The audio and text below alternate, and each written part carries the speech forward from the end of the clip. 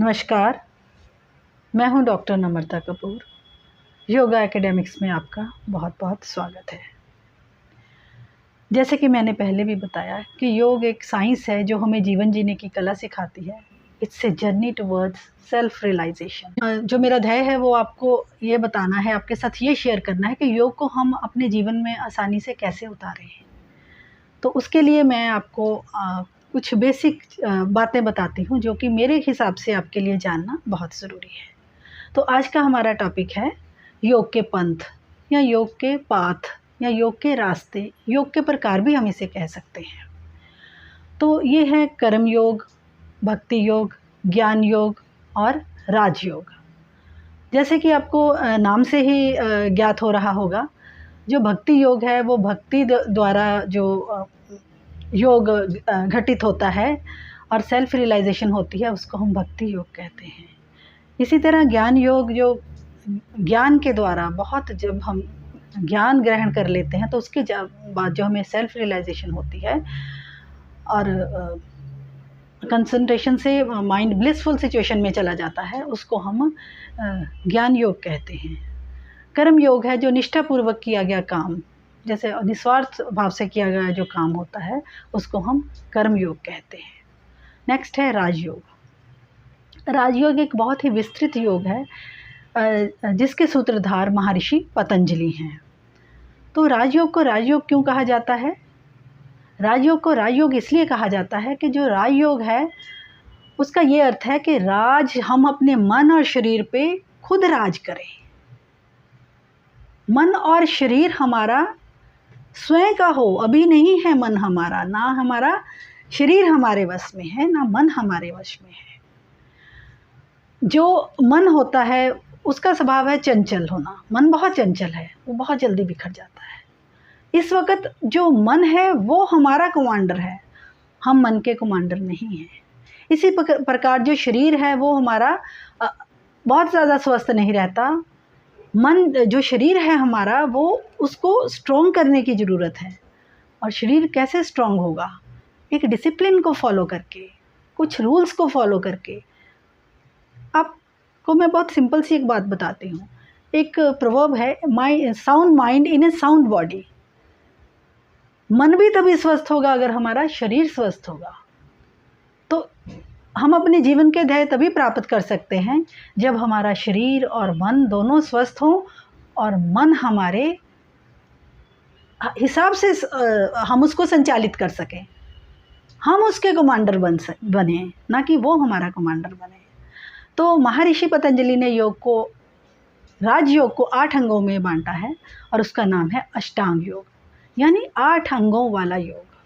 तो इसको क्रम से ही, इसको जो प्रैक्टिस इसकी की जाती है उसी क्रम में की जाती है। उसका सबसे पहला जो पार्ट है वो है यम।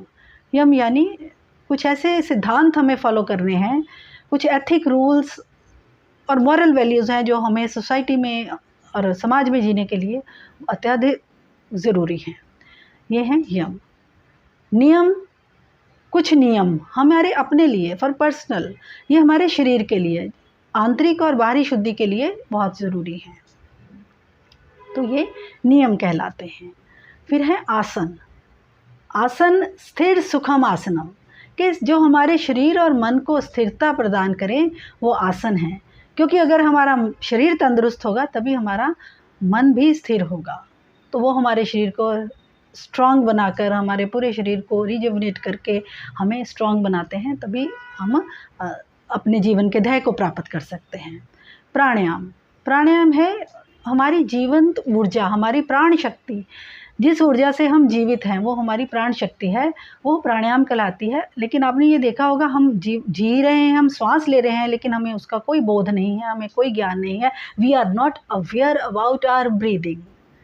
जिस दिन हम अपना अवेयर होकर हमारी ब्रीदिंग की तरफ अवेयर हो जाएंगे और उसको एक तरीके से, साइंटिफिक तरीके से हम उसको करना शुरू कर देंगे, तो हमारी ऊर्जा कई गुना बढ़ जाएगी और हम अपने मन को भी कंट्रोल और करना सीख जाएंगे और मन हमारा कमांडर नहीं रह जाएगा, हम मन के कमांडर हो जाएंगे। नेक्स्ट है प्रत्याहार। प्रत्याहार यानी सारे बाहरी विषयों से मन को हटाकर अंतर्मुख करना। ये एक बड़ा कठिन कार्य है। इसको करने में, ऐसा कहने में ये बड़ा सरल है, लेकिन इसको करने में बड़ा अभ्यास और बड़ा प्रयास और बड़ा वक्त लगता है। अगर आप प्रैक्टिस शुरू कर देंगे तो आप जल्दी ही महसूस करेंगे कि हम प्रत्याहार बहुत सफलता से कर सकते हैं। फिर है धारणा। जब आपने अपना मन बाहरी विषयों से हटा लिया और आप अंतर्मुख हो गए, तब आपने किसी भी चीज़ को मन में धारण कर लेना है, वो होती है धारणा। नेक्स्ट स्टेप है धारणा के बाद ध्यान। वो धारण की हुई जो भी विषय वस्तु है उस पर जब आपने ध्यान लगाना शुरू कर दिया, वो ध्यान कहलाता है।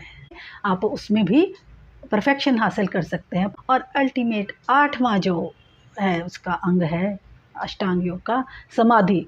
जब धारणा के बाद ध्यान लगाते लगाते लगाते आपको ये ज्ञात ही ना रहे कि मैं भी हूँ, उस अवस्था को हम समाधि कहते हैं।